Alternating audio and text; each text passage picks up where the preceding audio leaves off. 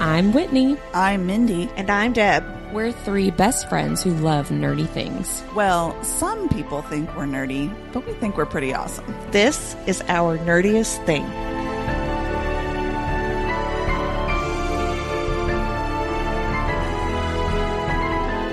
Hello, fellow nerds, and welcome to Our Nerdiest Thing. Today we are discussing House of Flame and Shadow by Sarah J. Maas, chapters 16 through 23. This podcast is spoiler heavy across all of Sarah J. Maas's series and books, so please listen with care. Deb, will you please tell our listeners about tonight's Our Nerdiest Cocktail? I'm really excited because on Tuesday's episode, I couldn't pronounce this. And I've asked you a lot, and it's Exposition Dump. Yeah. Yay, I did it. I was like, Exposition. Yeah. What's an exposition? So exposition dump is basically in a play, a movie, a story, whatever, when the author has a character tell you a bunch of information so that the audience or the reader knows what's like going Celine. on. Exactly. Okay, perfect. Yeah, exactly. So tonight's cocktail is called the Exposition Dump, and it's themed after underground history lessons. Thanks, Celine. This drink pairs well with ghostly apparitions, selective cannibalism, and accidental throat ripping. I hate when that happens. I know, me too. It's terrible. It really ruins my day sometimes. And it may cause a headache from the information overload.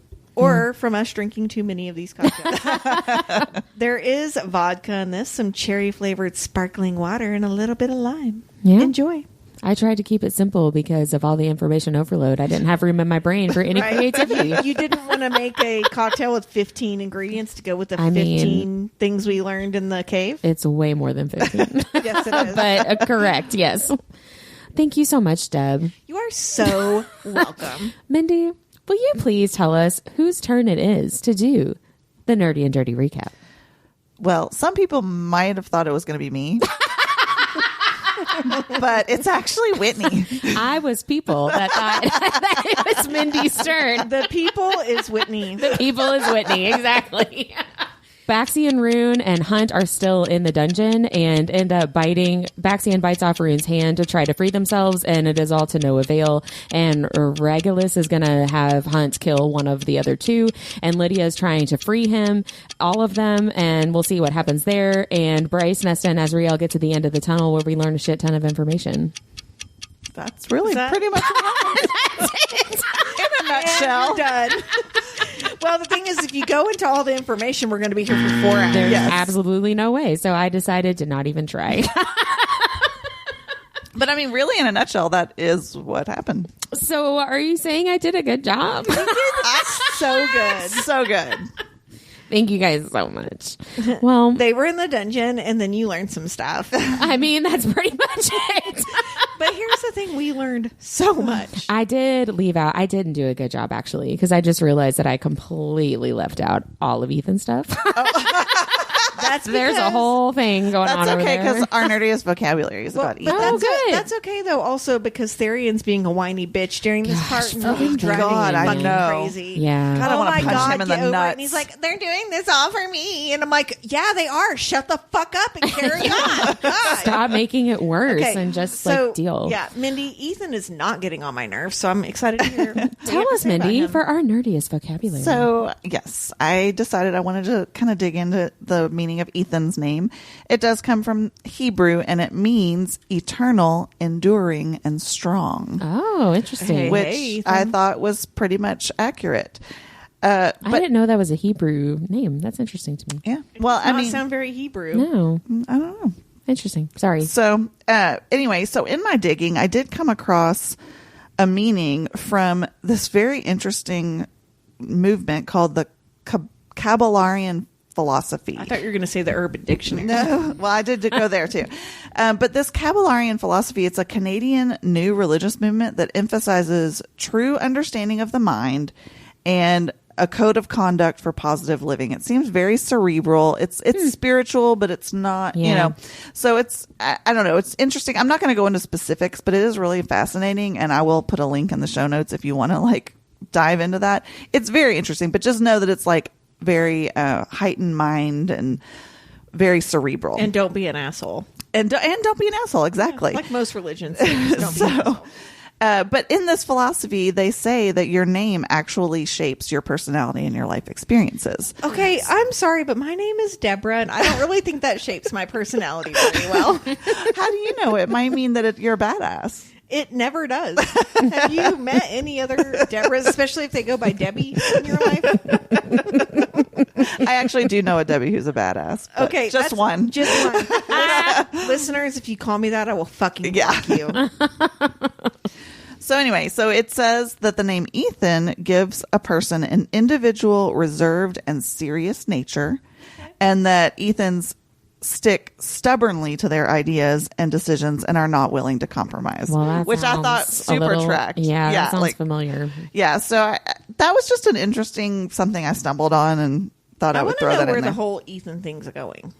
I do too. I'm excited about that. Because shocker, he kills. I'm acting like I've not read it. You no, should too. I'm just like, so far his chapters, along with Therian, like their POVs are just like, no, you're my best friend. No, yeah, well, and like, well, I messed up, and so here I am. I'm like, ugh, let's move forward a little bit. And here's the thing: if it was a chick, they'd be like, "God, she's such a dumb bitch." But because they're dudes, they're like, "Oh, you poor little misfortunate." Well, I am like, you're such a dumb bitch. Like that's how I feel about them. I agree, and I'm ready to move on to the next stage of the story. Therian just made a bad decision this chapter. He hasn't gotten on my nerves as much. I feel like he's kind of coming into his own. Where Therian's like, "Oh no, I'm gonna do snake venom. Oh no, I'm gonna go take a nap. Oh no, I'm gonna do this." I'm like, dude, what happened to the guy that's like, "Hey, legs"?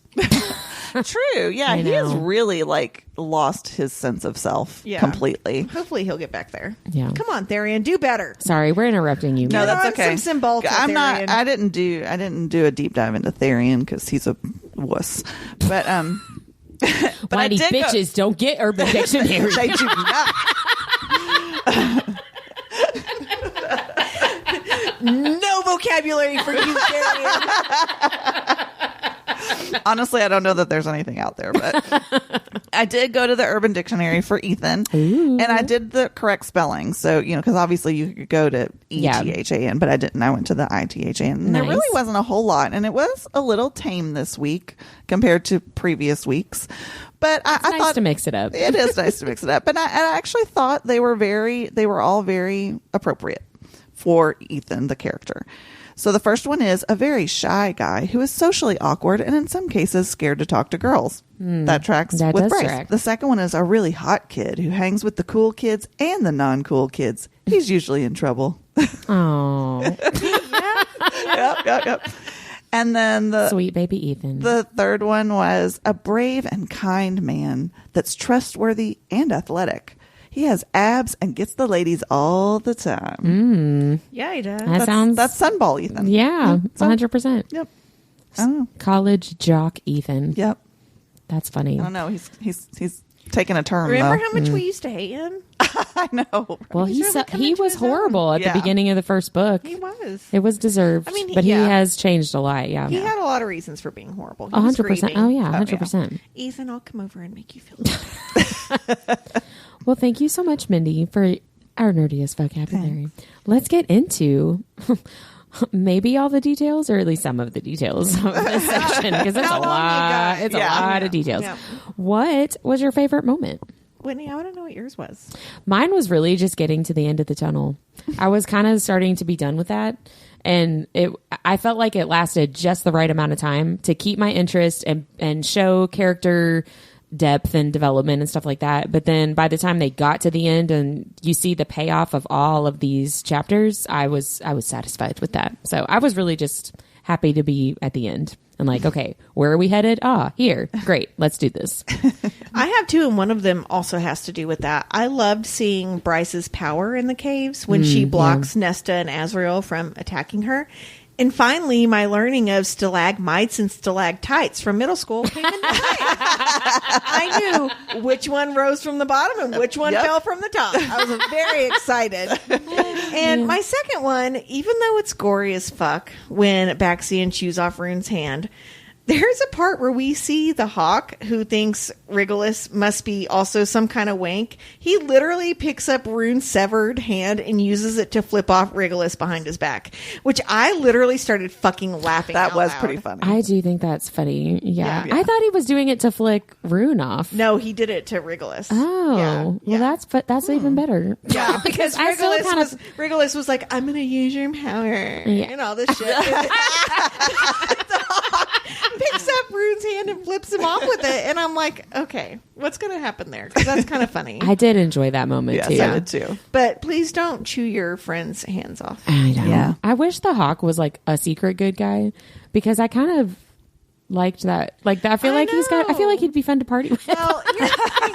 I think that he is still a bad guy, but he's also like, Regulus, you look like you're 12 and you're kind of a fucking dumbass. Everybody hates you, but we're just afraid of you. Right. Yeah, please don't kill me. Right. Yeah. Yeah. So I really like that. What was your favorite moment, Mindy? Mine was kind of a small moment, but I loved when Nesta gave Bryce her phone back. Not because she upheld her end of the bargain, Yeah. but because she knew it meant something to her. Yeah. I just thought that was a really sweet Nesta moment. You don't Yeah. get those very often. And, Some growth there. Yeah. I just thought that was a nice little... It could have just been heavy in her pocket for all we know. Well, and she says, like, we've been trying to figure out what this thing does. Yeah, Like, yeah. what is this? There are a lot of buttons on. I'm assuming it's an iPhone. That's how I picture That's it. how I picture it Yeah. too. But and that's where with the bonus chapter I talked about Yes. last week comes in Yeah. after she gives her phone back. Yeah. Which, I mean, obviously that bonus chapter was, I feel like, edited out of the book because it kind of doesn't really fit with the Right. conversation they have with the phone. Right. I liked that. What does it do? Like, tell me, what does it do? So my least favorite moment also goes with my favorite moment. Oh, I have to say. mine does too. It's watching Hunt have to turn into the Umbra Mortis, Baxi and chew off Rune's hand, and for Rune to have to endure it. I know, that was rough. It's a horrible scene, honestly, for it to have no fruition at the end. I know. Like, they end up not being successful. Rune has no hand. He's just fucking laying there passed out. Baxian is throwing up pieces of flesh. Yep. Yeah. Right? Hunt has had to go into this dark place where he's trying to keep Baxian going. Yeah, it was awful. It was really Yeah. It hard. was pretty heartbreaking. I do have a second one, though. During Celine's story, did you notice that she said that, is it Peleus? Peleus is how, yeah. Did you see that Peleus intended to father children with them? Yeah. That's fucking gross. Yeah. Yeah. Fucking gross. And I hadn't noticed that the first time I read it, and I'm like, okay, I'm kind of glad you died. Yeah. Yeah. Good for you. Yeah. Good for you. Yeah. It was bad. Did you say it was also your least favorite with the hand chewing? It was, but mine was less the actual hand chewing and more the fact that it was absolutely pointless. Yeah. That Pollux and the Hawk and Regulus come in immediately, and there is no shot, and it was completely pointless. Like, that just devastation of like, we just endured that for nothing. And poor Like, Rune is literally holding onto that poker with his feet. Yeah. Like, fighting for dear life to keep a hold of it. Yeah. Right? Yeah. And then they that come was in the and worst mock part. him. It's awful. Yeah. That was the worst part for me. Have you wondered, though, because, you know, they've like whipped Rune and they've torn out his piercings and they cut his hands off. Is he going to get re-tattooed? Because all his tattoos are shit. Like, they even talk about it. Yeah. Spoiler alert, they talk about it later in the book. They look like they're in ribbons. Yeah. Oh. So I kind of hope he gets like some new like Lydia Servos like tattoos all over his body. Some sunshine. Yeah. Min, Some deer. Yeah. what was your least favorite moment? Well, mine also, and I'll go into a little bit similar to your all's, but one other one that I wanted to bring up was like in that whole exposition dump, the slaughtering of humans that Thea and her daughters did in Midgard. Yeah. And just then, like, they turned on their own kind, and Celine especially deserted everyone in the end. That was such a rough revelation for Bryce. Did you catch too that Bryce said that she's like, well, now they're just dumping dead human bodies in the dumpsters. Yeah. Did you catch that? In Midgard? Yeah. Yeah. Yeah. Yeah. Like she said every day, Yeah. which Yeah. I didn't realize. I thought it was just during like when people attacked. I didn't realize it was Right. every day. Well, and can you imagine, like, she's like, well, we haven't come far at all. Like, we're not, Right. we're doing the same things kinda they've like always feminism. done. Yeah. I mean, it just, that was just like really heartbreaking for me. But my actual really least favorite moment was Rune asking Hunt to bite off his hand. Ew. And then Yeah. Baxan actually doing it. Double ew. And then it was all for nothing Yeah. since they totally get caught doing it, which pissed me off. And so then I'm like, I needed to find some stories of self-amputation that actually were fruitful. Oh. So there are so many cases I of bet. self-amputation. It's crazy. And I just have like 4 from this article called 10 Unbelievable Cases of Self-Amputation for Survival. It was on listverse.com, and we'll just put that in the show notes. It's like a feel-good article. The way I said it, it sounds like it, but not really. Yeah. I mean, if they 17 ways saved to cut off your arm. if they saved themselves, like that kind of do, is they do. a happy ending. So the most well-known one, and you all have probably even heard this one, is Aaron Ralston, and he was rock climbing in a remote mountainous area in Utah when he got his arm pinned under an 800-pound boulder, which I did not realize it was that heavy. I don't think I knew that either. He waited for days for rescue, but when no one came, he cut off his arm below the elbow with a pocket knife. He had to break his bones against the boulder, and he was rescued and is still alive. But he did not have the Fey ability to regrow his appendage, so he does Can not you have that. imagine? Because I think the whole time I would be like, someone's coming, Yeah. and I would die. I would, Yeah, like, because I would assume someone. You have to. He had I to at don't- some point decide, I've got to do this. I or- don't have the ability to be like, well, shit, I'm just gonna have to cut my arm off. Yeah, how do you go in your brain to? I mean, I guess it's like you're dying either way. Yeah, that But I'm like, someone's gonna come. makes me think of, this is not a happy ending at all. I'm pretty sure it was the Morbid podcast. There's an episode called like the Nutty Putty Incident, which sounds like, oh, that sounds silly. And it's like Peanut butter. Oh, it's like the worst thing I've ever heard in my life. But it's basically this like cave system. I can't even remember where it is, but there's this cave system that has these twists and turns and like really tiny spots. And there was one story of a guy who he went the wrong way and got stuck. And it was one of those, like, they were so close to saving him, and then he kept sliding back down, and then they were so close to saving him, and he literally died. Gosh. Like thinking and hoping that they were like gonna- about to save his life. And it's just, that just made me think of that. And I don't know why I felt like I needed to bring everybody down. Well, I mean, I started it, so Well, but yours are like She's like, survival. this guy survived in the wind. He's like, you want to hear who died? you want to hear who didn't survive? Oh, I'm really sorry. That was really That is depressing. really sad, but though. it's a really interesting story. But I mean, If you it's wanna a go very listen to like it. you got to think about the psychology behind somebody who's going through that. Just like you said, Deborah, like what makes you decide to do that and or not desperation. Yeah. It's like that fight or flight. But right? I would be like, okay, I'm going to saw my hand off and then someone's going to show up. That would be my thing the whole time. I'm like, I'm not going to saw it off because someone's going to show up. And then I'd be like, well, if I start doing it, someone's going to show But up. if it's an 800-pound boulder, they're probably going to cut your arm off too. But I'd rather, you know what I mean? I'd rather someone else do it. I Than know. me. Well, that's true. and with an Whitney, appropriate That's true. Will you utensil. use a hacksaw on me instead of a pocket knife? Honestly, I'd probably pass out. I would be like, I will do this for you, and then I would pass out. You are so fucking determined. You would. We would all cut off each other's arms for each other. And then we would be in therapy forever. well, Well, we already are. Well, you would be like this next guy then. So Jonathan Metz got trapped under his furnace. Oh my gosh. He waited 3 days How do for you get someone. trapped under his furnace? I don't know. I didn't go into details. fell on him. but I guess it fell on Change your him. air filter, friends. Oh I my think that's what he was gosh. doing, or it made a noise. I don't know. See, that Anyway. to me is worse than Yeah. like the rock climbing, because That's rock climbing is like, Oh, at you least know, I went that's- out doing something. Well, no, but adventurous. like, you know how dangerous that is. Like, your furnace falling on you is clearly like a horrible Unexpected. This is accident. why I make the podcast producer change the air filter.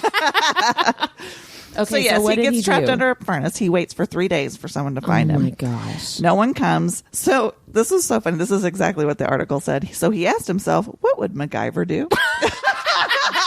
Do I have a rubber band? I and love do I that. have a tack? So apparently he thought MacGyver would cut his own arm off with a nearby hacksaw. You know what? MacGyver probably would. Yeah. Yeah, he would. So he passed out before he was finished. Oh. But a friend found him before he bled out and he survived. Oh, wow. Yeah. See, that would have been me. Yeah. I'd have been like, oh my God, I'm so tired. Help me. Sorry, we're not making light of these situations. This is No, how we no. deal with It's how stressful. we Yes. yeah, I want to say how we cope. This is a coping mechanism. We Right. are not being shitty Absolutely. to these people, Right. but we are going to continue to make jokes because this is a funny podcast. And Well, I will say the last one. Wait till we get to the last Oh one. gosh. So God, Mindy. So Al Hill, this is not the last one. Al Hill was out cutting down trees in the woods, as one does, minding his own business, when a tree fell on him and pinned his leg. Ugh. After 11 hours of waiting in pain, he severed his leg below the knee. A leg, right? We're not talking an arm here. We're talking a leg with a pocket knife. Oh After my 11 gosh. hours? Yeah. How hungry was he? I don't It was know. probably just that excruciating And of pain. he got lucky though, because after he freed himself, he called out for help, and a passing neighbor just happened to hear it and was able to call and Wow. get him airlifted That's out to the crazy. hospital. So Can he you also imagine lived your neighbor crawling towards you with With one no- leg I know. amputated? I mean, I'd be it's like, nightmare. Traumatizing. Hey, Yeah. hey, Bob, can you help me out here? Gosh, Leave it out. that is this so the one that awful. we're not going to be able to make fun of? No, I think we're going to want to make fun of it, but Because of how horrible it is? no, because it's Oh. a little funny. Tell me everything. Whitney is literally bouncing in her seat. She's so excited. She is so anxious right now. I So let me tell you the story about Michael Lassiter. So no. he was. Why do I know that name? Maybe I know the story. Okay, go ahead. Do you hang out with a lot of cokeheads? You know me. In high school, she did. Wah, wah. So poor Michael Lassiter, he was injecting cocaine into his arm when he thought he might have injected an air bubble into a vein, something that is actually potentially fatal. Yeah, don't Sure. do that. So he panicked, and he was in a hotel room, so he ran to a nearby Denny's, and he tried to cut his arm off with a butter knife. Oh, no. Only someone on cocaine would be like, I'm This going to beat is- this air bubble. I'm going to cut it off with This a butter is knife. a great idea. Okay, At Denny's? also- At Denny's. Was he like Also- inside the Denny's? Yes, like Also, the air bubble's already gone, buddy. Right. Okay, So- seriously, that's the most cocaine story I've ever heard. It Wait, really is. it's not over. Oh, Lord. So that obviously was not successful. So he went to the kitchen and grabbed a chef's knife, and he tried it with that. But finally, someone got the police involved, and they tried to get him to put down the knife, but he was so convinced he was going to die, he kept trying to do it, so they had to tase him so they could get him to You the would have hospital. already been dead, buddy. Dude. I know. I mean, that happens in Right. seconds. See, it's doesn't not. it? It's like funny, but not. Yeah. Like it's kind of tragic and Hey, sad. listeners, don't do cocaine. Yeah. That is such a... Don't do drugs. Like, Drugs are bad. if you okay? were going to tell me, okay, here's what happened. Now you tell me which restaurant it happened at. That or Waffle House. Yes. Denny's and Waffle House would be my Waffle guess. House. Okay, going back to earlier in the episode, Waffle House is where the Debbies work. Yep. I almost said that when you were talking about it. Okay, guys, don't do drugs. Yeah, I think I'm that would be glad a fun they're- party game. I'm glad that they're all alive. Tell me where this happened. Mindy, what was the video they showed in the early or in the 80s and early 90s about like not smoking pot, but it made everything look really cool? It was like weed hysteria or something. What was Oh. it? Do you remember? But it was Yeah. like one of those things where it was like they showed these people smoking pot and they essentially go like on an acid trip, but it made it look really cool. So At the opposite effect. yeah, we'll link it in the show notes. But then a bunch of parents were like, "You just convinced our kids to do drugs. Like, what are you doing?" Well, then they put out the one in response, I guess, to that, where the parents find the weed in the room, and they're like, "Where did you learn to do that?" "I learned it from you, Dad." So dramatic. Oh, it was called Reefer Madness. Oh yeah.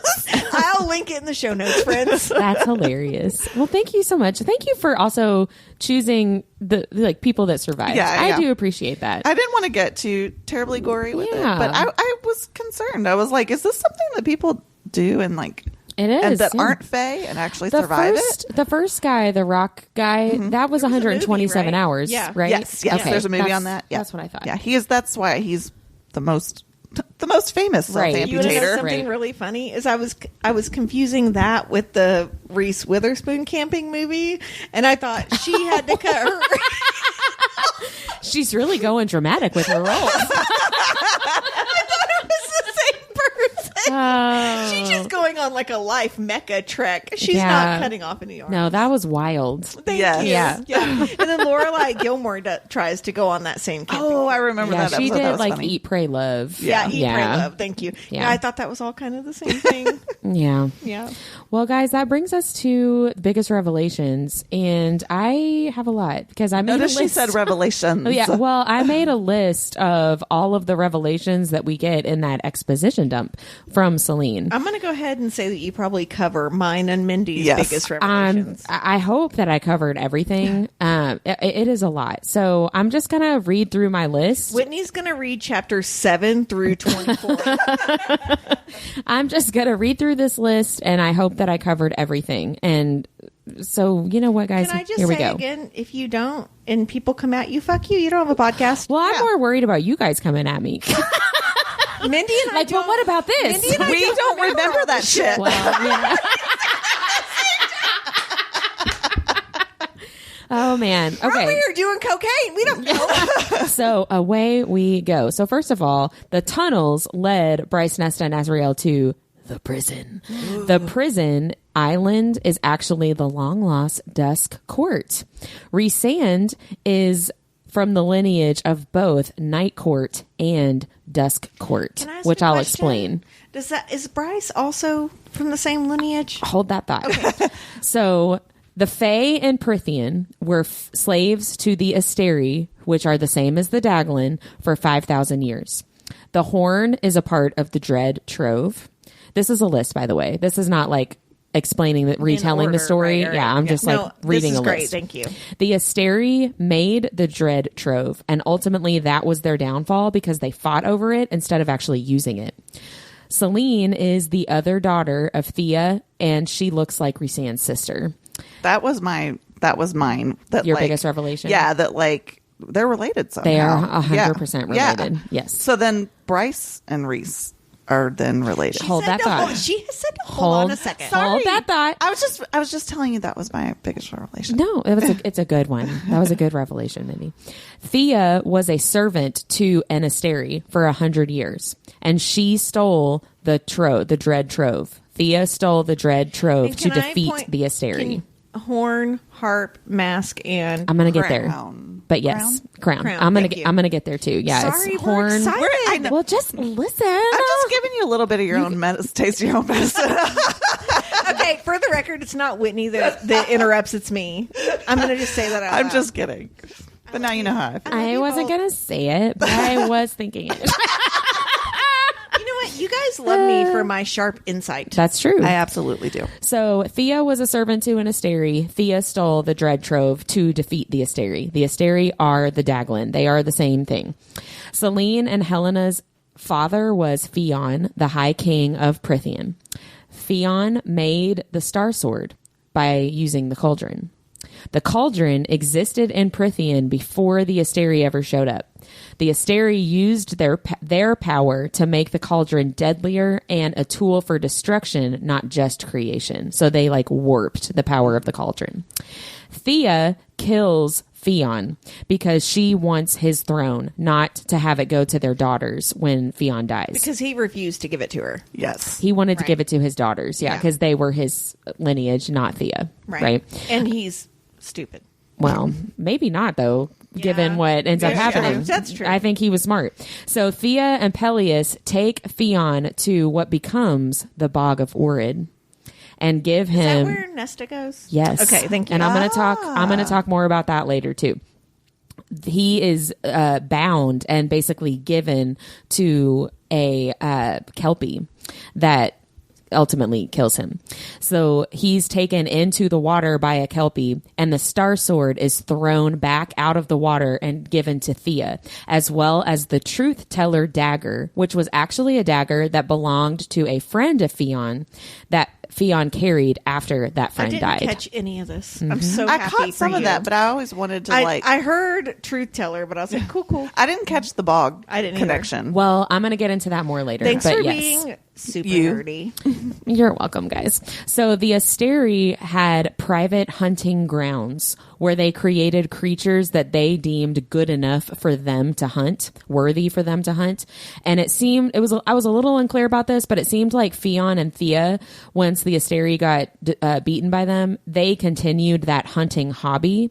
And that land is the Bog of Orid in the middle.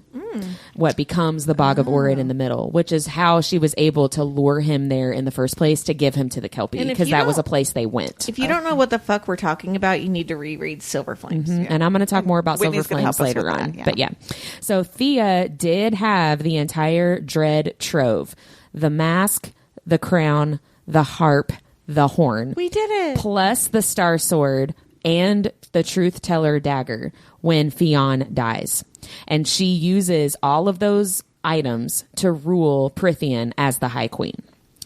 But like not nicely, right? No, she sucks. Yeah. Peleus is playing Thea the entire time just to give himself power. So he's acting like her ally, but really he's just trying to get himself power throughout like the entire friendship, romance, relationship. I think they were in a romance, but it sounds like some small dick energy to me. Yeah. 100%. He's the smallest man who ever lived, probably. Thea, that's a Taylor. In there. That's a new Taylor Swift song, by the way. The smallest man who ever lived. Is it really? It really is.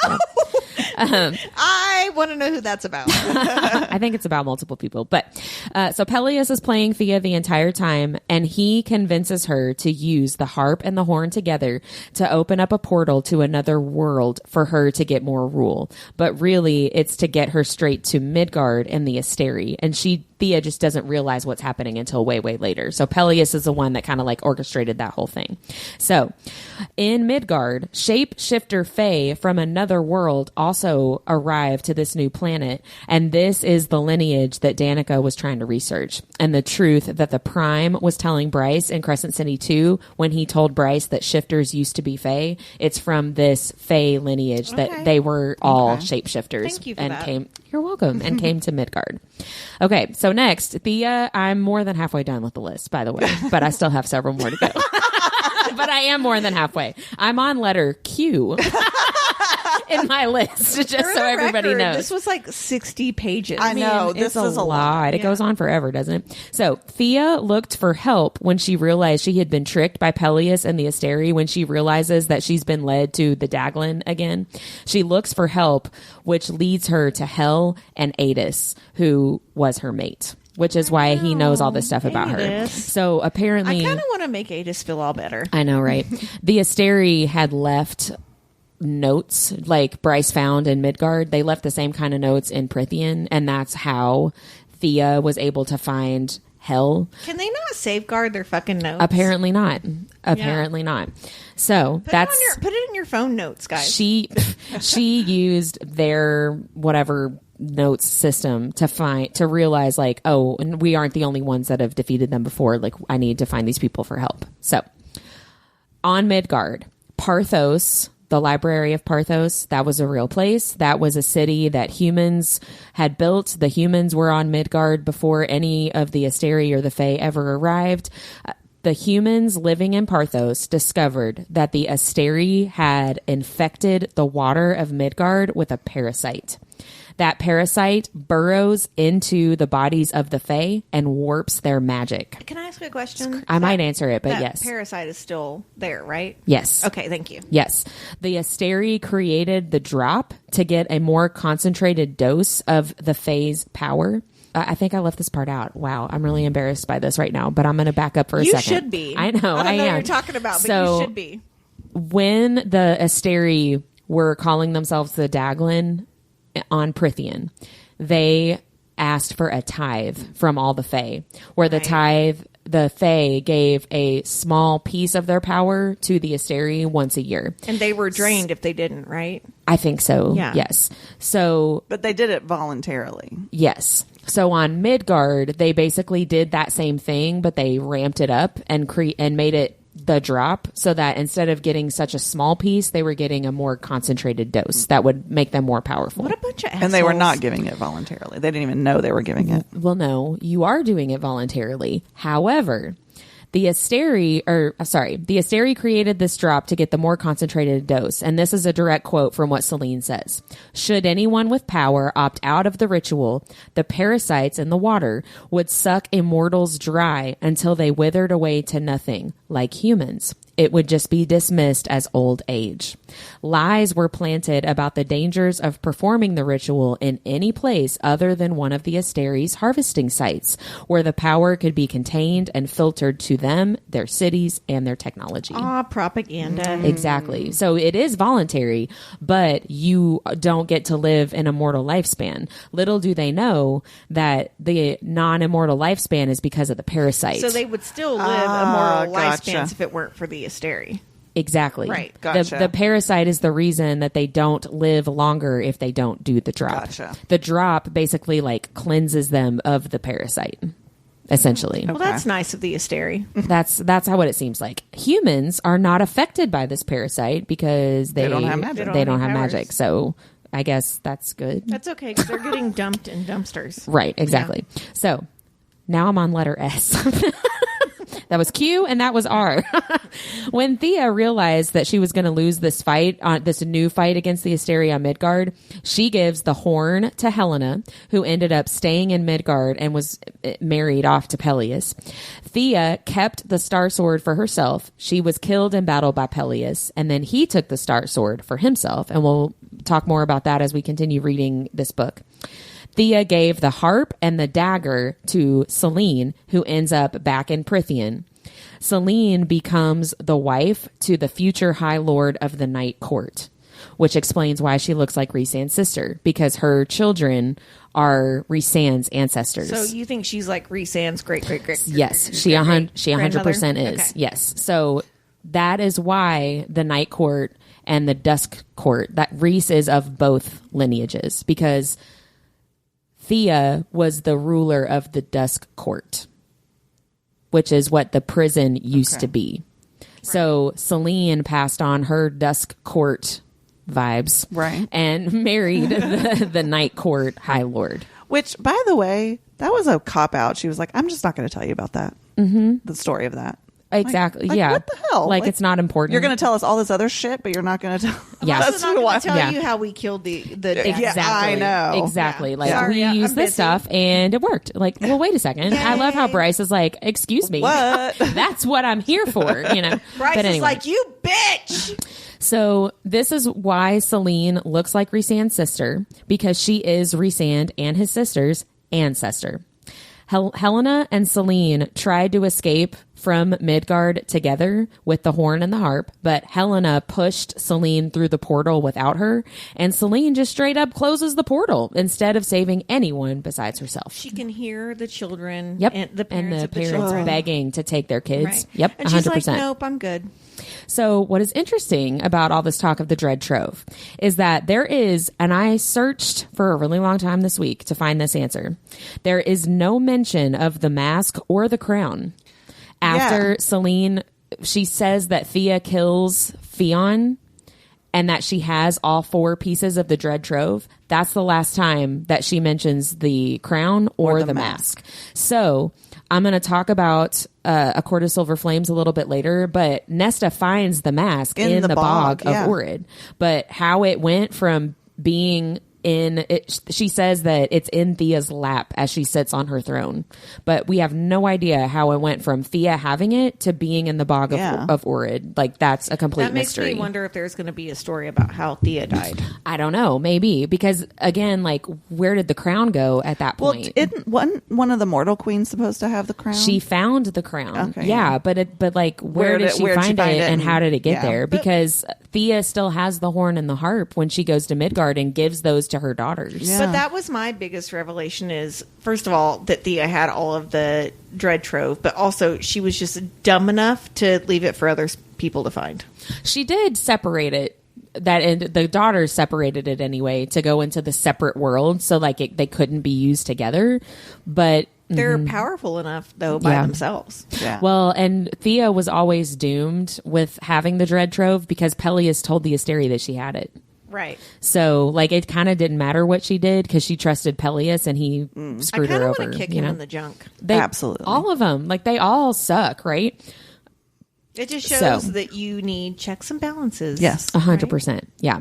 So when Selene realizes all this stuff that has happened when she's back in Prythian by herself, she basically decides to whitewash all of their history and pretend like all this stuff like didn't happen. Good time. Right. Partially to not repeat the mistakes of the past and have anybody try to go find But mostly these to people. cover her own ass. But Yes. mostly to cover her own ass. Yeah. So she goes. She has landed back in Prythian inside the palace of this former Dusk Court. She curses the land of the Dusk Court and uses her power to transform the palace into the prison and starts to fill it up with the creatures that the Asteri had created. Right. Which is how it becomes what it is as we see it in ACOTAR. Is that part of the Court of Nightmares or just the prison? It's just the prison. Okay. And that's where like the Strega is and the Ouroboros and all that? No, the Ouroboros was in the Court of Nightmares. Okay. And Strega, I think that's why I'm confused. The bone carver was in the prison. the bone carver Okay. was in and the prison. he's the one that looks like Nyx to her. Yes. Who shows himself as next to her. Thank you. Yes. Thank you. That's why I was Yeah. confused. So the harp does not just move people through the world, but it also can move things. So Thea used the harp to move magic from her soul to her daughter's soul. Her power was split into 3 pieces, one for her to keep, one for Helena, and one for Selene. So at this point in the story, by the end of the section that we read for this week, Bryce has 2 of the 3 pieces of Thea's power. One from just being Helena's lineage from her father, the Autumn King, which is she is related to Rhysand because her people, her father's people, come from Helena and Peleus's line. And Helena is the sister of Selene. Right. Selene is the Night Court line. Yeah. So Bryce and Rhysand are like very distantly related. Does that make sense? I don't know how you put all this together. I'm an English teacher, baby. That's all right. So Bryce has the one piece of the power from Helena's line just from like her DNA. And now she has the piece from Selene via basically taking the magic out of the prison stone. So this extra power from Selene makes Bryce even more awesome and really kind of freaking scary to Nesta and Azrael. Yeah. And then that is it for what Selene told us. But I had, based on all this information, my own realization. Let me back up one thing.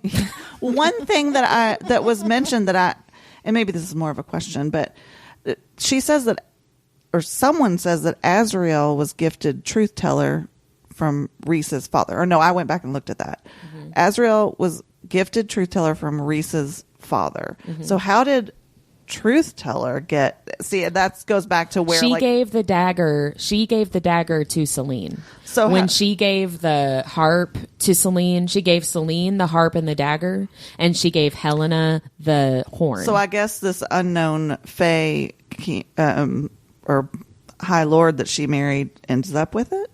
Right. She would have, or Selene would have given it. True, yeah. She would have given it to her own kid. So she had at least one son with this High Lord of the Night Court, and she brought her son when she created the prison. She's the one that keyed it into his blood, his bloodline. And she says that she told him everything and that he was supposed to tell his son, who was supposed to tell his son, so on and so forth. Oh, that's right. And then somebody stopped talking. Yeah. Right. So I would assume that the knowledge of that dagger and its significance or whatever would have gotten lost also. You know what I mean? Because they talked about that. Nesta's like, does Rhys know this? And Azrael's like, there's no freaking way he knows this. So my biggest revelation after making that big long list. So thinking about the Asteri when they're calling themselves the Daglin and they asked for that tithe. Well, they asked so nicely for the tithe once a year from all the Fae and Prythian, right? So nicely. So when the High Lords in ACOTAR and in Akawar, when the High Lords gave their kernels of power to Feyre and Rhysand to bring them back to life, that is the tithe that used to happen with the Daglin. Oh. Giving a kernel of your power, that action, that is the tithe. Isn't that interesting? So like we saw basically that same action just for a very different purpose. Yeah. I'm sitting here thinking, as someone who lives with an autoimmune disease, can someone please give me a kernel of their power? Right. That would solve a lot of problems for me. Right. A kernel of your like non-autoimmune disease health. You know what I mean? Yeah. So the other piece of that realization, so we are seeing what the Daglin tithe looked like, but also sweet baby Tam Tam is still trying to do a tithe in the Spring Court.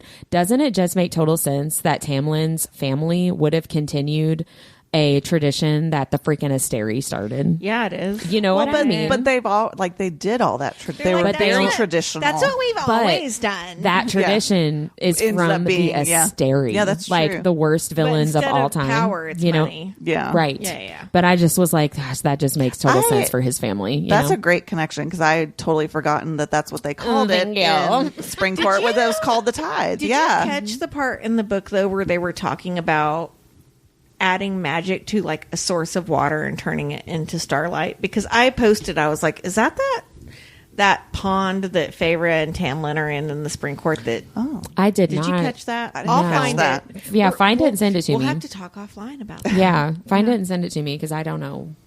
I don't know what you're talking about. That's okay because you just said a lot that I know. Yeah. I talked a lot. So it's somebody else's turn to talk now. Was there anything else about the revelations for you guys that you wanted to talk about? You got it. You definitely covered it. Well, then why don't you guys tell us all? What was your favorite spicy scene? Or scene? Yeah. This isn't spicy, and you all know that I'm typically not a Hunt fan. But when he uses the idea of family with Bryce as his anchor to keep him sane in the dungeon, literally my heart grew 3 sizes. I know. He's so freaking sweet. Yeah, he said Bryce, her name, came and went with his wet, raspy breaths. He wanted so many things with her, a normal, happy life, children. And literally, like, if I wasn't dead inside, I'd probably cry. But I don't like Hunt. But I did think it was really, really sweet that that's his, like, anchor to reality. Like, I can do this. I'm going to get past this. Like, Bryce is out there. And so I have to get past this for it wasn't Bryce. spicy, but it definitely made him attractive. Yeah, Well, that's a really sweet moment. Good point. Good point. What Did about you you, all Mindy? have a spicy Mine scene? was totally different, but I just loved it. And you talked a little bit about, I think you mentioned this earlier, Deborah, when Bryce taps into her power. Oh, yeah. And then the island like starts speaking to her, and it just totally gave me House of Wind Nesta vibes. Oh, yeah. How that like she's connected to the house. Yeah, like, that's a Bryce great ends up point. Connected to give the me island. wine, you give me smutty books. You give me food. Yeah, that's a really great point. Yeah. So somehow there's like that connection. I don't know. I just thought that was. Yeah, it's not just the prison that Celine's power is connected to. It's like It's the whole entire island. land. But Yeah. Celine says she cursed the land. Yeah. Which would explain why, if that's connected to like the middle and the Bog of Orid, which I'm getting ahead of myself because I'm going to talk about it in a few minutes, but they talk about like the land is dead. Like there's nothing there and it just Right. feels bad. Off. Yeah, everything is wrong with it. Well, my favorite scene, not spicy, but it's when Ethan is talking to Flynn, Declan, and Tharian, and he says that they're all a pack together. I thought that was really sweet. Put Yeah. that down Yeah, too. that was one of my favorite quotes too. It reminded me of The Hangover when he's like, "I'm a one-man wolf pack." He says, "We're a pack," Ethan said to Tharian, Flynn, and Deck. "It's what we do for each other." None of them contradicted him. His heart strained. It was like, he just wants to belong. He's Yeah. missing his brother. He's missing his people. His pack. I thought that was really R.I.P. sweet. Connor. I know. I love that. Well, I want to hear who your chapter MVP was. Is everyone Bryce? No, mine's a hot take. No, mine's Oh. not Bryce. Mine's only Bryce because she endures in the caves. She harnesses all of her power in order to get back to Midgard. And honestly, the reason I chose her is she's hella smart, and Nesta and Az continue to. I love that ship. I know. Miss. Nesta and Az continue to underestimate her, Yeah. which makes her more powerful, right? Yeah. Like, she is never going to be my favorite like Aelin does. Like, a lot of people are Me like, too. oh, it's Aelin vibes. She makes decisions and she just moves forward. But she just doesn't have the swagger It's that Aelin different, has. yeah. But I love that they're like, okay, she has hot pink sneakers on and she, isn't from this world, and they think she's kind of fucking stupid. Her party girl. Right? Yeah. And she's not. No. And I love that she uses that against them over and over again. I picked Lydia for my MVP. Ooh, Is that different from you too? I picked Lydia because she's just getting stuff done, right? Like I think I said this same thing last week. She's doing every single thing that she possibly can to help Rune, Hunt, and Baxian. Can I say how much I hated Pollux when they're in the dungeons and she grasps her stomach because she's feeling nauseous and he's like, she's on her cycle. Yeah. And I'm like, Yeah. I really hope something horrible happens to him. Me too. I I want know. him to like die a fiery death. I want him to get blood eagled. Oh, That would yeah. be great. Right after his dick gets cut off. Blood eagle his dick, like through his whole body. Total pacifist guys. Yes. Oh, yeah. Absolutely. Yeah, so Lydia is getting Erithus? Erithus? I don't know how to say it. The queen, the sprite queen. She gets her again and gets the hag to free her and then lets her kill the hag. I love how she kills the hag. Right? That was awesome. And then Lydia injects healing potion into Hunt and Baxian so their wings can grow back. And she's just like moving forward with her rescue mission. Like she is single-handedly making that part of the book move forward. But and I just she love that. also has convinced the Pollux and the Hawk that she's like, well, let's grow their wings back so we can cut them off. Yes. Like she's good at her job, right? Yeah. At being the double agent. But at this point, and this was one of my questions, Bryce doesn't know that Lydia is good at this point, right? Bryce knows, I think Bryce was still around to realize that was Daybreak. I think. Okay, I couldn't But remember. maybe I'm wrong about that. I'm not I feel sure. like didn't she see when she killed the harpy? Oh, yeah. Yes. But that's Yes. something we You're haven't right. even talked about, Yeah. the Yeah. fact that they are resurrecting the harpy. Yeah. I know. And that means Lydia is fucked. Well, they're trying to. Yeah. So maybe they won't. But also, like, Question? Yeah. knowing Sarah J. Maas, the harpy is not going to come back normal. Yeah. Right? True, So, true. like, she is, like, Lydia's fucked at this point. Yeah. Yeah. Well, so they've talked a lot about like the necromancer power and how Yeah. people don't like it and like it's unnatural and like people don't like necromancers for a reason, Well, it's right? the Like if you same were able thing- to raise people from the dead and have them just be the person you want, Right. you know what I mean? People do Like that all the it- time, yeah. It wouldn't be a bad thing. Yeah. So What do they say in Supernatural? What's dead should stay, Stay dead. dead. right. Yeah. Yeah. I don't That like doesn't it. really happen for Sam and Dean. I No. don't like it. Well, I want to hear who you picked because you said it was a hot take, Mindy. It's a hot take. Who's your My chapter MVP is Celine. She's my favorite secondary character. So That's funny. even though she's a total asshole, she answers a whole fucking lot of That's questions. because Yep. she talks forever. ever. Yeah. But you know what? Like, kudos. Now I know more. I almost picked her as Yeah. my chapter MVP, and then I decided to do Lydia instead. But I picked her for my favorite secondary character for the. I wrote down she sucks, but Celine is giving us the info we need. Yeah. Someone needs to draw Celine with like the more you know. You need to do it. You are the artist. That could be our nerdiest sketchbook, but I don't. Yeah. I guess Celine looks like Resand. Okay, I could do yeah. that. Yeah. You could do that. All right, I'm on it. Who was your favorite secondary character then, Mindy? Mine was Baxian. Oh, Because Mine too. he shouldered the burden Yeah. of chewing off Rune's hand so Hunt didn't have to. I know that was really Yeah. sweet. I did enjoy that. That was the moment. same exact thing that I put. He knew that Hunt could not handle it mentally. Yeah. So he was Yeah. like, I'll do it. And then Yeah. Hunt looks at him and he goes, you were worthy to be Danica's mate. I know. know. Like, oh my God.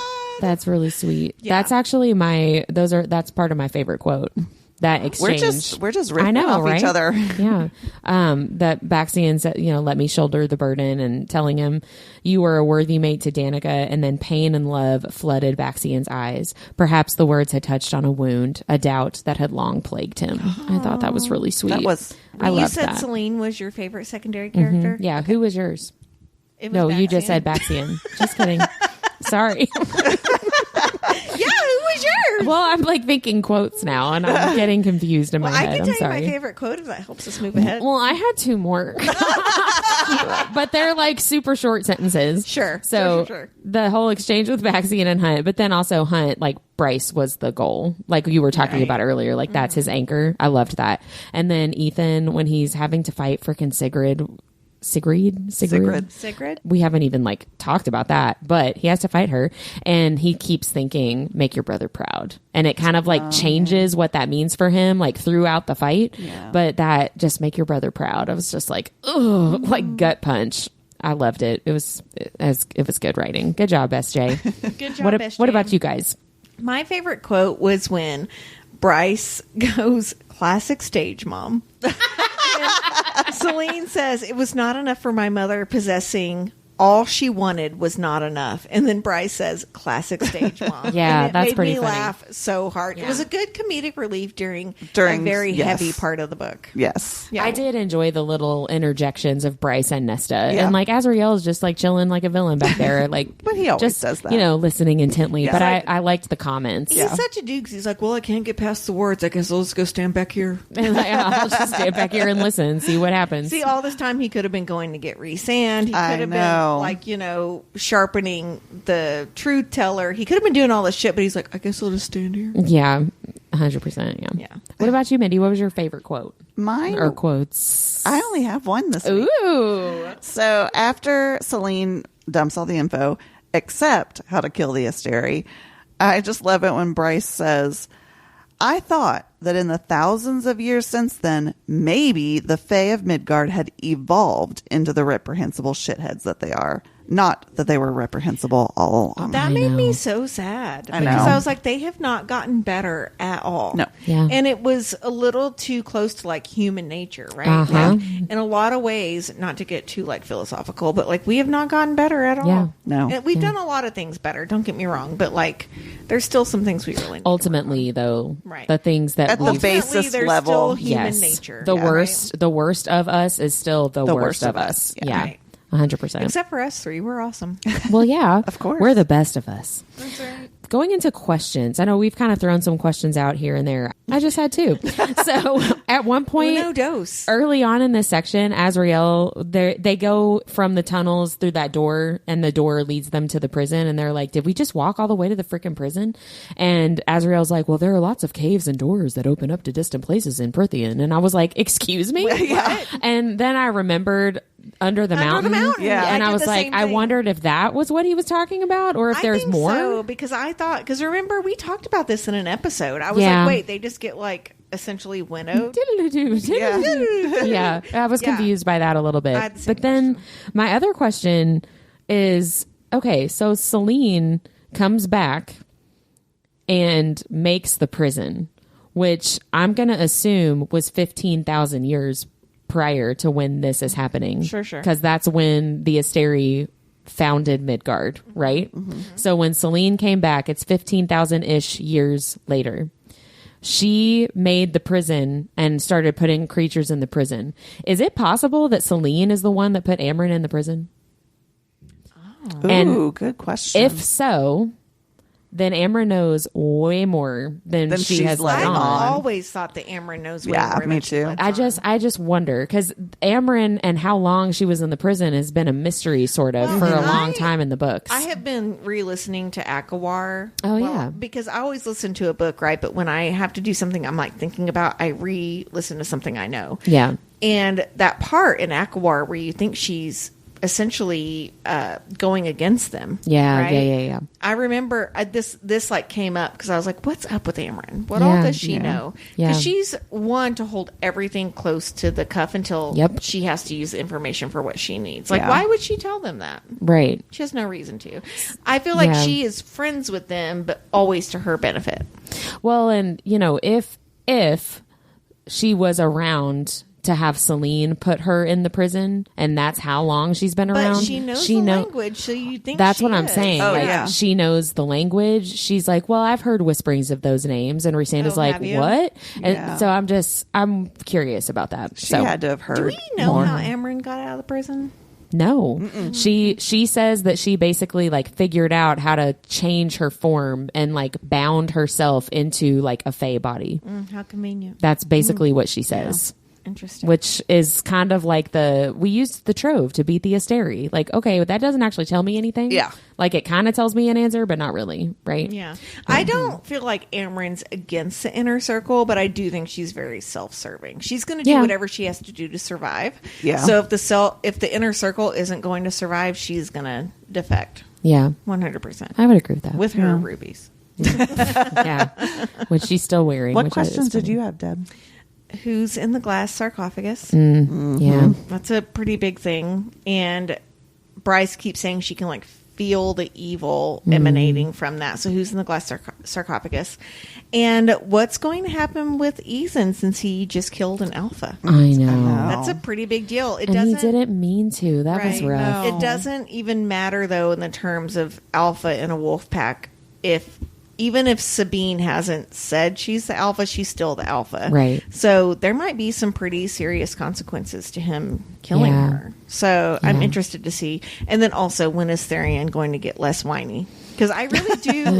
I miss him as a really cool, I do strong too. character. And he is driving me fucking crazy. Yeah. I'm like, dude. He kind of Tamlined.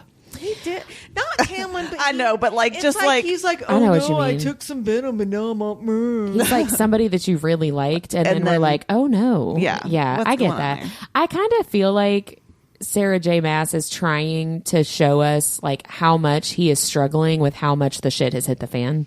And I just think it's not working. Right. You I know? would agree with that. Like, Yeah. I think that she wanted us to feel sympathetic with him, but instead we're just like, get your shit together. Yeah. It's fallen flat, I Yeah. think, that attempt. But Yeah. Just like my libido when it comes to Therian.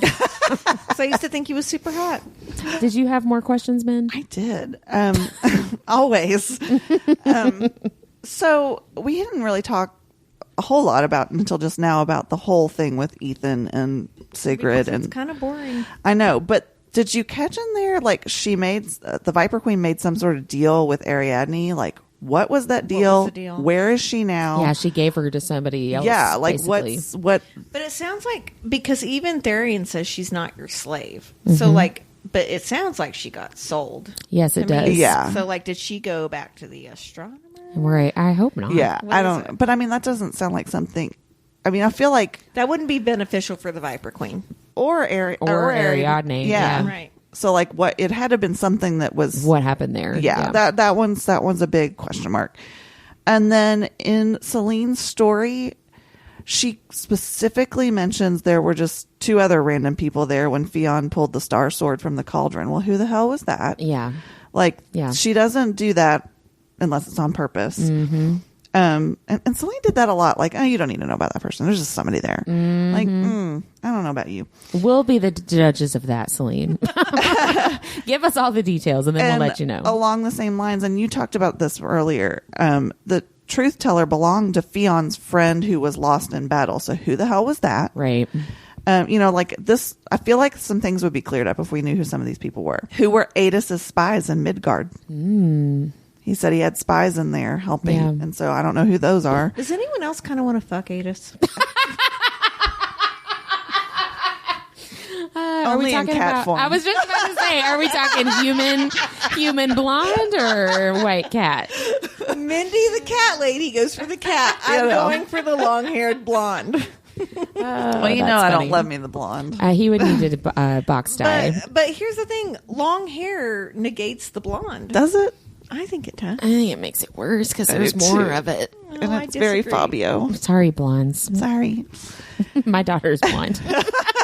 But she's also a woman. Yeah, that's true. It is My very husband- different. And actually, Shut she's up. not. She's a girl. I don't know why I said a woman. I didn't even correct you.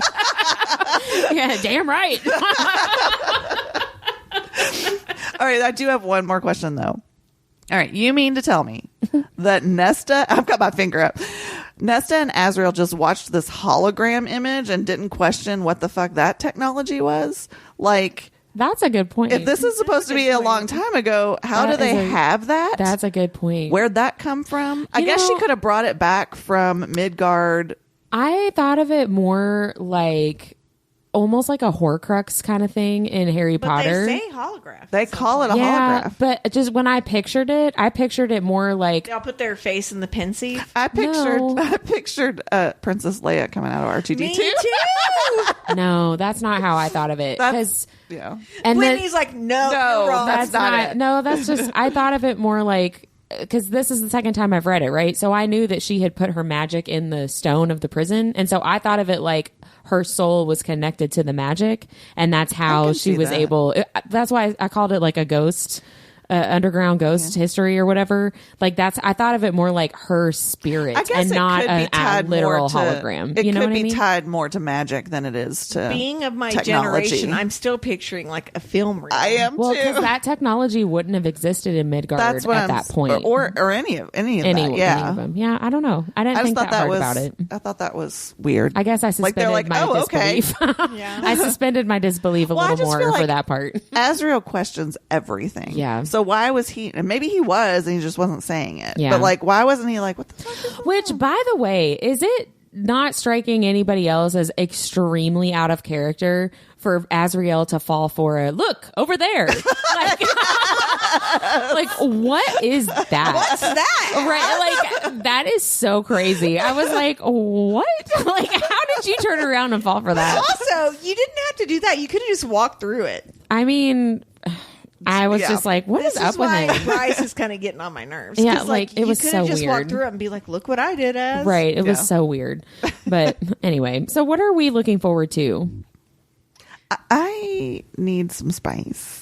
I wrote down just the next stage of the book. Like, I'm kind of done with the tunnel. I'm kind of done with the Therian and Ethan's. Like, let's move to the next. I'm definitely done with the torture in the dungeon. Like, Yes. move on, you know? Well, they are. Rune and Lynn reuniting, which I guess is a little bit of spice. Yeah. Yeah. I want to see them. Lydia. Lydia? Who did I say? Oh, Lynn. Lynn.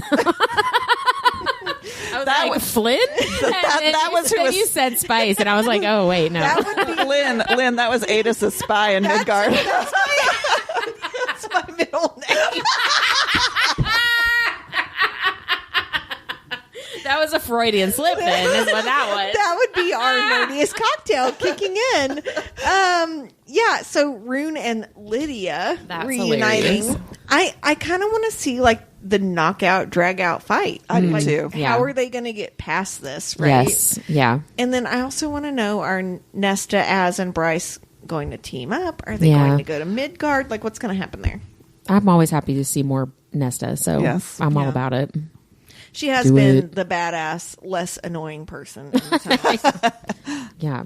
Well, that leads me into the last little bit that I wanted to talk about, which is just some connections from Silver Flames. I didn't reread the whole book, Liar. but I did look up some of these specific things. So after we talked last week, I just had some questions and things I couldn't remember, and I wanted to look some stuff up. So I looked up 2 scenes that I knew were going to be relevant to our discussion about this section of House of Flame and Shadow. So I looked up in Silver Flames, A Court of Silver Flames, which is book 4 technically / book 5, however you want to look at it, in the Court of Thorns and Roses series. I looked up where Nesta finds the harp in the prison and fights Lanthus in that scene as well, and where Nesta, Cassian, and Azrael go to the Bog of Orid. So I really am going to try so hard to not spend too much time through this and talking about it that much, but just kind of hitting the high points and making connections to this book and things that we know now based on these reveals from Celine. So first, the Bog of Orid.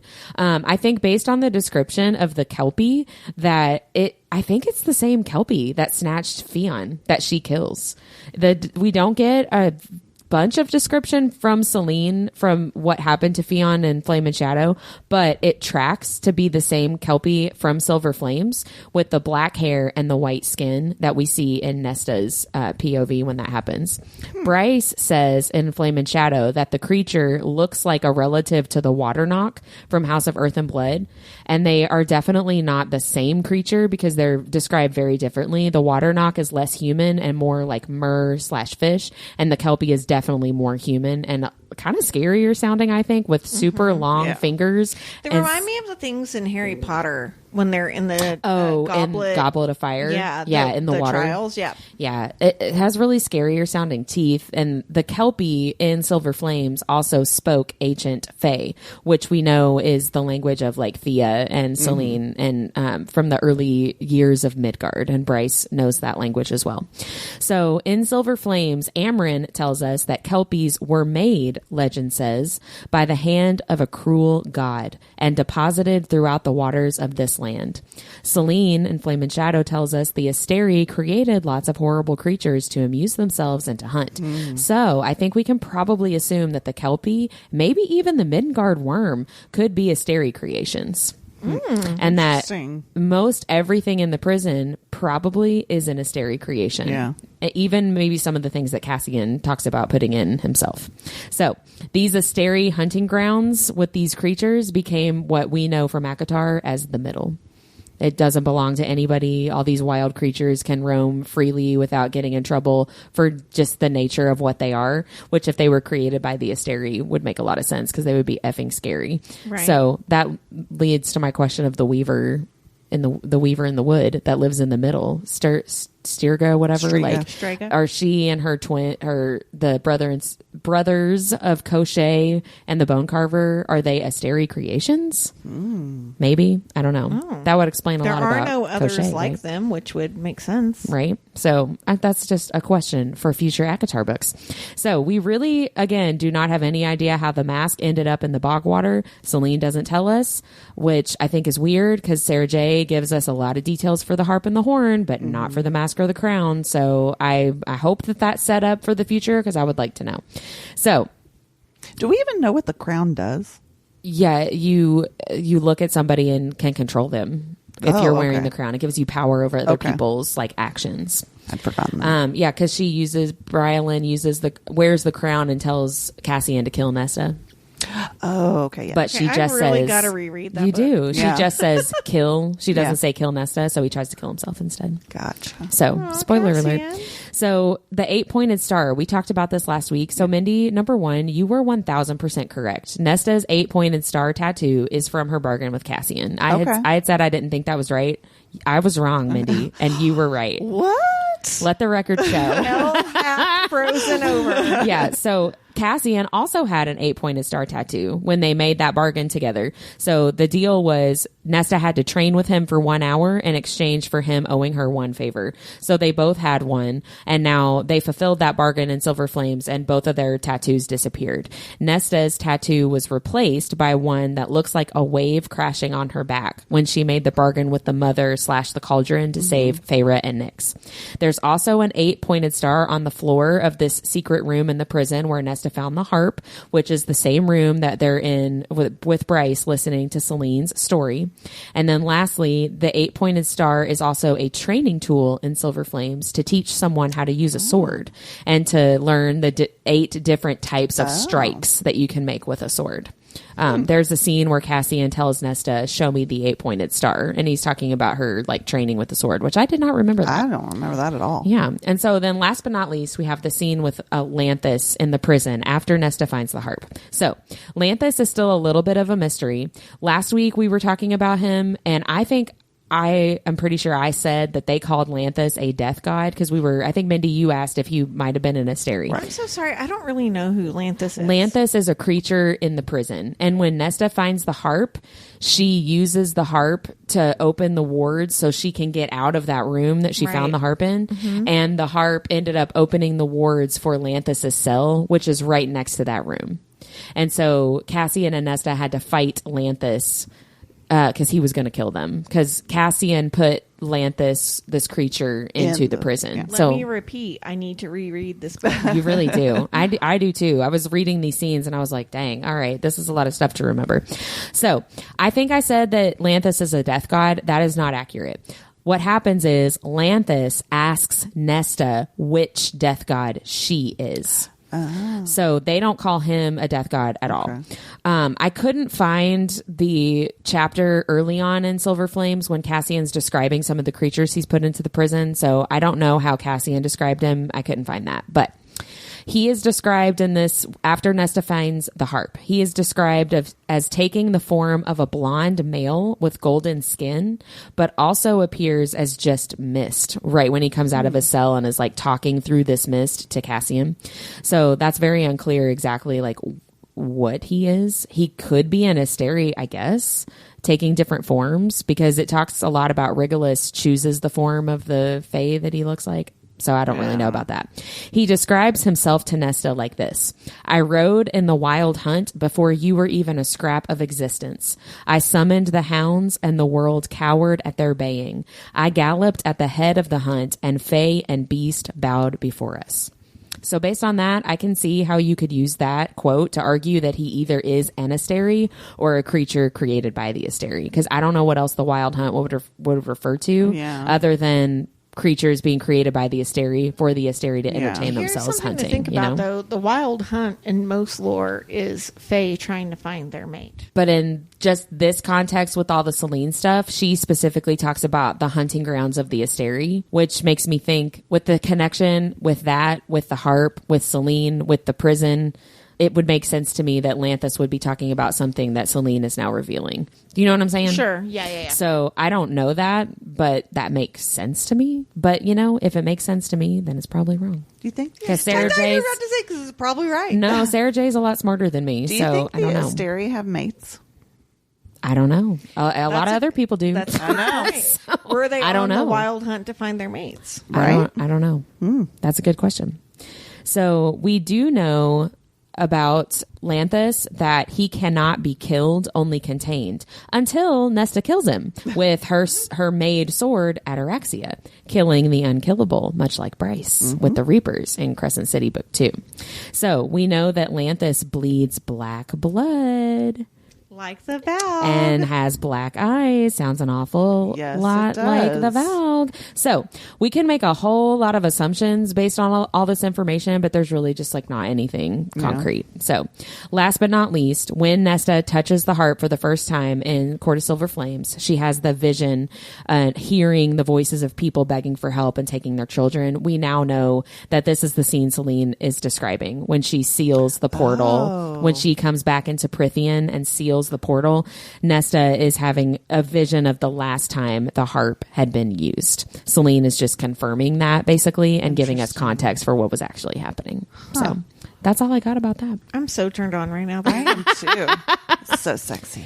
Yeah, but I wanted to read a lot more and I just didn't have time to. So I bet if I reread the whole book, I would be like, special bonus episode, we're going to talk for 3 hours about Silver Flames and Crescent City. But that's all I had. What about you guys? Is that it for this episode? I think that's plenty. We covered it all. Yeah. Well, I think we covered a lot. I bet we probably didn't cover it all. But, well, guys, that's it for this episode. Next week, we will still be discussing Crescent City Book 3, House of Flame and Shadow. We'll be talking about chapters 24 through 35. See you then. Bye.